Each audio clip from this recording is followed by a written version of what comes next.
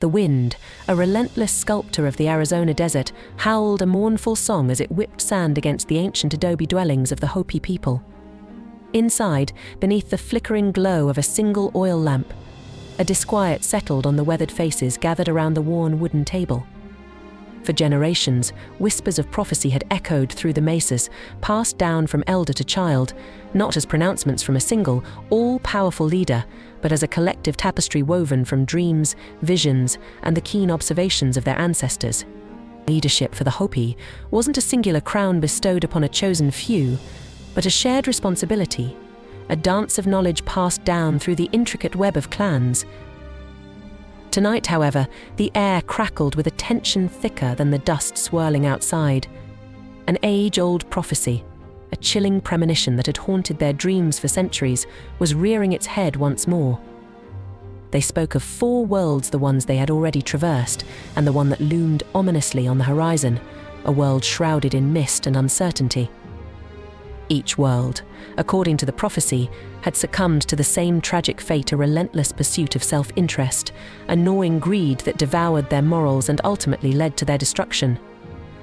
The 4th world, their current reality, stood at a precipice, teetering on the brink of a similar collapse. The elders, their voices raspy with the weight of generations, spoke of harbingers, signs that would mark the end of their world, metal serpents slithering across the cracked earth, spewing black smoke that choked the sky-cars houses built impossibly high, scraping at the clouds themselves, skyscrapers and disembodied voices carried on the wind by unseen messengers radio. These pronouncements sparked a firestorm within the Hopi community.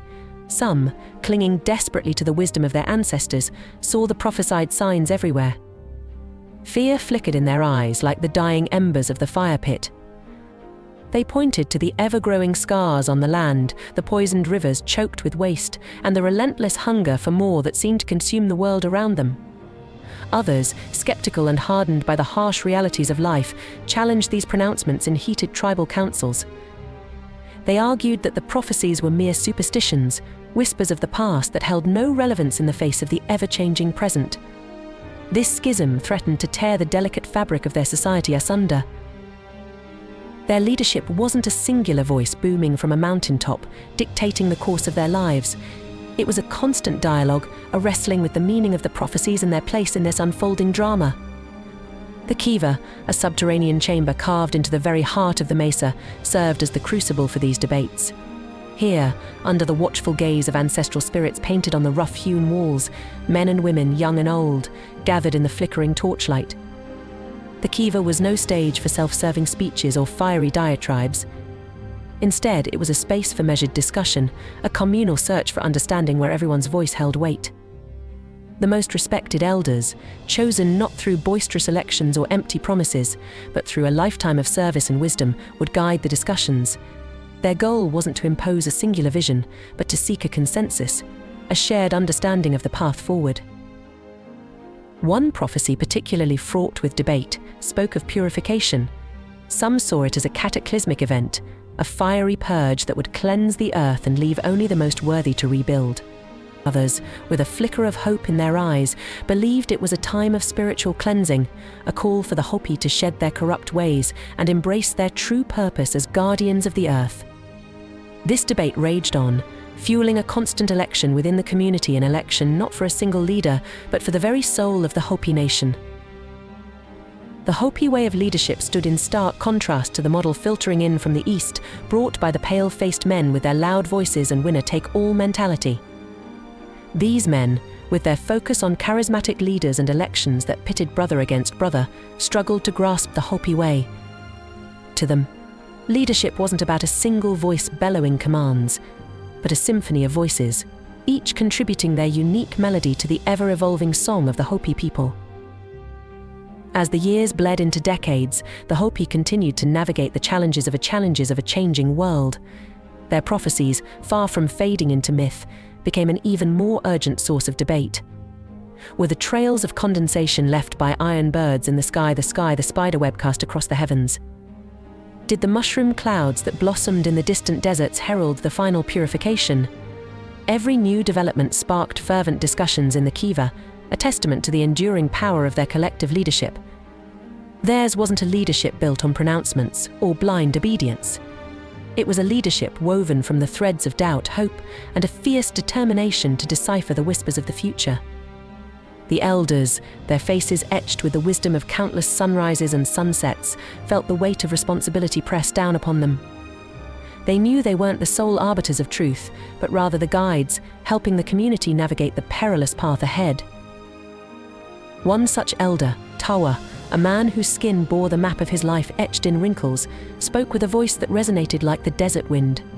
"We cannot cling blindly to the past," he cautioned, his gaze sweeping over the assembled faces. "But neither can we forget the lessons it holds." The prophecies are not pronouncements of inevitable doom, but warnings. We have the power to alter our course, to mend the wounds we have inflicted upon the earth. His words were met with a smattering of murmurs. Some nodded in agreement, their eyes reflecting a glimmer of hope. Others remained unconvinced, their expressions etched with skepticism. A young woman, Peuker, her voice trembling slightly, rose to challenge Tawa. But how?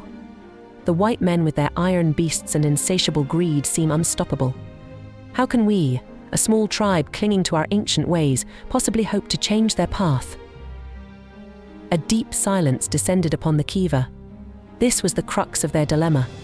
The Hopi way of life, built on harmony with nature and respect for all living things, seemed hopelessly outdated in the face of the relentless juggernaut of modern civilization. Yet, surrendering their traditions felt like betraying the very essence of who they were. Another elder, Kokopelli, a man with eyes twinkling like distant stars, spoke up, his voice raspy but firm. "Our strength lies not in brute force, but in the wisdom passed down through generations. We must remember the prophecies not as harbingers of doom, but as guideposts. We must show the world a different way, a way that lives in harmony with the earth, not at its expense." His words resonated with a young man, Masa Awu, whose heart burned with a fierce desire to protect his homeland. "We can teach them," he declared, his voice filled with a newfound resolve. "We can share our stories, our knowledge of the land.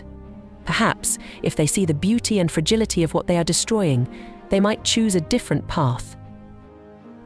A spark of hope ignited in the Kiva. The debate continued through the long night, fueled by the flickering fire and the flickering hope for a future where the Hopi way of life could coexist with the ever-changing world.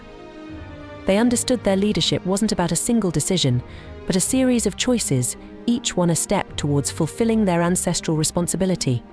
It wouldn't be easy. It would be a long and arduous journey, fraught with uncertainty and potential failure. But as the sun began to peak over the horizon, casting its golden light upon the Kiva, one thing was clear: the Hopi people, united in their desire to preserve their heritage and protect the land, were ready to face the challenges that lay ahead.